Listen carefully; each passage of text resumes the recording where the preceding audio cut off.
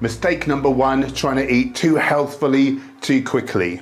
If previously we've been eating a lot of animal products, a lot of processed junk, not very much fiber-rich foods, to then bung in a load of healthful foods, we can create a lot of distress in the body. The types of foods that we eat invite certain types of gut bacteria to live in our colon. If we've been preferentially feeding the type of bacteria that eat animal products and processed junk, we're not going to have enough of the healthful Prevotella strains of gut bacteria required to process fiber. Therefore, if we suddenly shove loads of fiber in, we're going to get what's called gut dysbiosis.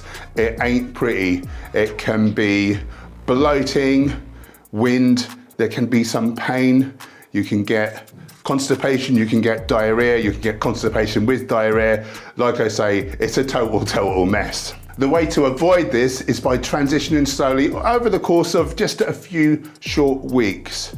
So you've got your junk food, you've got your animal products, you've got your healthy whole plant foods, legumes, whole grains, fruits, vegetables, nuts, seeds, that sort of thing. So week by week, we take out a bit of the unhealthy food, we put in a bit more of the healthful stuff, week by week, until we're transitioned over. There's a secondary reason why this might be a good tactic also.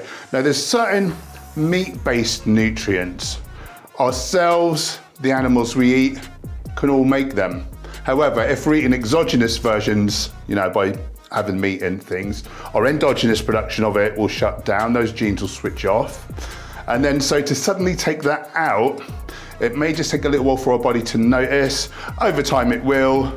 Gene will get switched back on again and we'll produce our own. I'm talking about things here like creatine, carnosine, carnitine. In the interim, it could mean that we don't feel at our best. And again, I think that's one more reason where people sometimes fail if they try to do too much too quickly. Mistake number two, the other side of the coin, is eating too little healthful foods. Of course, we need our minimums of essential vitamins, minerals, fatty acids.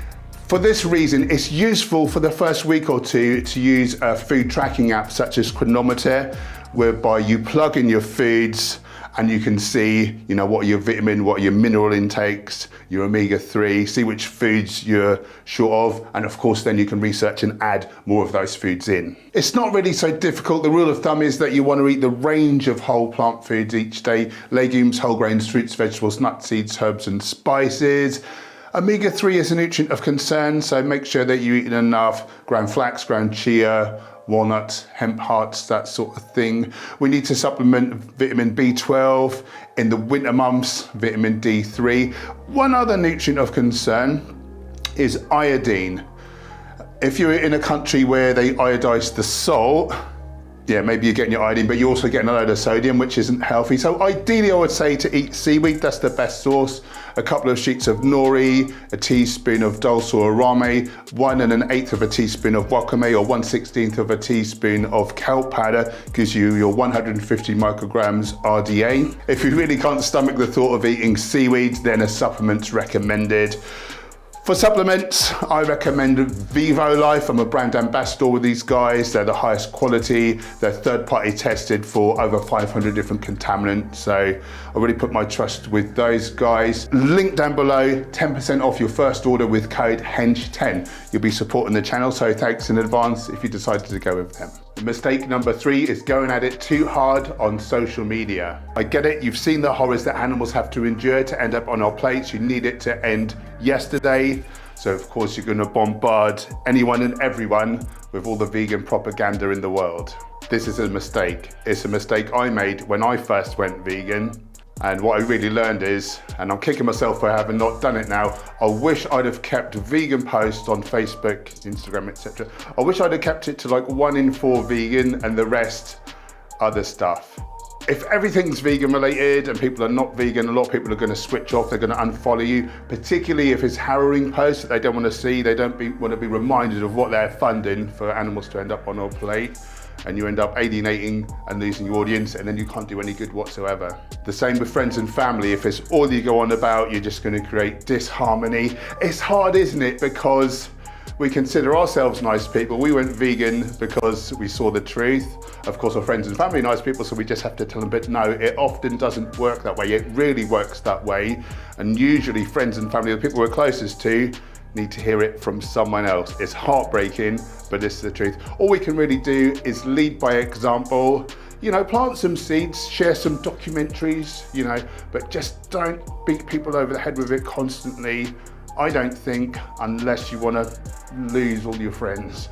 Mistake number 4 is going vegan and thinking that automatically your health is going to be amazing. That is not necessarily the case, particularly now that there are so many junk food vegan items available. As stated earlier, for the best health, you want to eat the majority of your calories as legumes, whole grains, fruits, vegetables, nuts, seeds, herbs, and spices. If we eat much in the way of donuts, crisps, mock meats, if we drink fizzy drinks, we can have just as bad, if not worse health than an omnivorous eater. Some of the worst offenders are things like refined sugar, refined oil, refined white flour. The worst of the worst, and I just never ever would relent on these, I would never let these into my body, is coconut oil, palm oil, and cocoa butter, which is used in chocolates. These contain saturates known as long and very long chain triglycerides. They're the same fats found in meat, eggs, and dairy that we know lead to heart disease. Heart disease is still the biggest killer even among vegans, and it needn't be that way. Mistake number 5 is not doing your research, effing up and falling off the wagon. I'll admit to this, veganism currently is extremely trendy. A lot of very cool, famous people are doing it, so people are copying.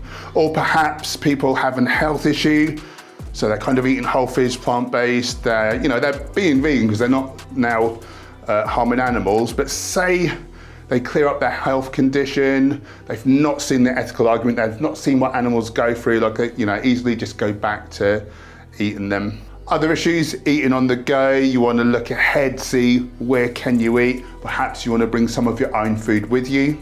It's good to know about the Happy Cow app. You can have that on your phone and it'll tell you local eateries which are either completely vegan or have vegan options there. If you're a drinker, not something that I recommend. A lot of people don't know that alcohol contains a lot of animal products. Fish bladders in wine, for instance, in the fining process is really quite sick. But there's an app called Barnivore, like carnivore, but for people who go to bars, and that'll let you know what are the vegan options. You may get a nonsense editorial or just a friend talking smack about how vegan nutrition is lacking certain nutrients. If you didn't know better, you could easily be dissuaded. Places like nutritionfacts.org online, or books such as Becoming Vegan by Davis and Molina, just invaluable. All the facts are there. There is no reason nutritionally not to be vegan, but it's good to have the facts at your fingertips. It's been my observation that oftentimes when people leave veganism, they didn't really get it in the first place. They didn't get the ethical argument. Perhaps they didn't watch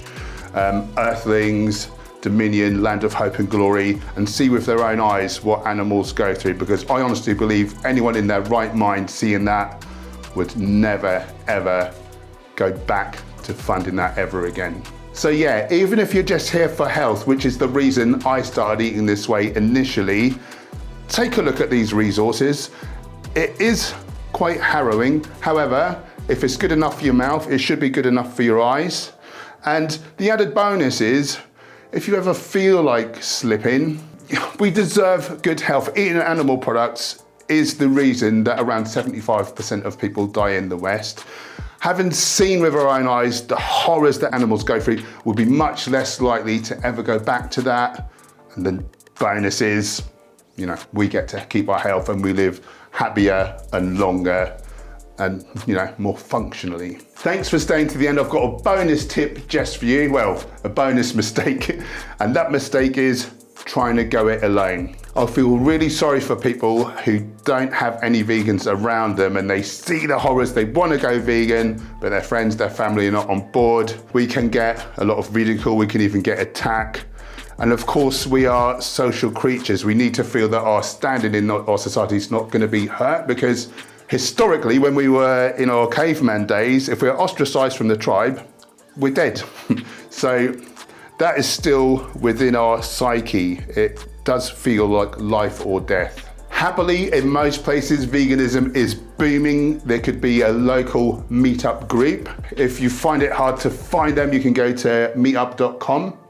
It's an easy way to find them, or search for Facebook groups as well. If there's not a meetup group in your area, Start one, be the change you want to see in the world. If you've had that idea, other people will have it as well, but someone's got to start it. Here in Norwich, we're the most vegan city in the UK, and it all really started, someone just put a sign outside a health food store saying meet-up group at the church around the corner. They hired a room out. The first week, 5 people turned up. You know, in the end, there's like 80 odd people turned up. It's recently, in recent years, been disbanded, not for any bad reason, but just the fact that there's so many vegans in Norwich now, we don't need like a dedicated group. If you're unfortunate enough to be in some real isolated sort of backwater place, online, there's groups where you can chat, forums. My YouTube channel, we do a live stream Mondays and Wednesdays, 6 p.m. GMT. You can come and hang out with Jem and myself. Jem's my partner. Or I do a Sunday morning stream on my own at 7 a.m. And for people who become members of my YouTube channel, there's also a Discord server, and we sort of meet on there every day and have a little chat too. So that's quite nice. Oh, and last little thing, once we're allowed again, events. We've got the vegan camp out in August. You get your veg fest, things like that. Just loads of people coming together, stalls, talks, like-minded people. It's like a fresh of breath air. Now click this.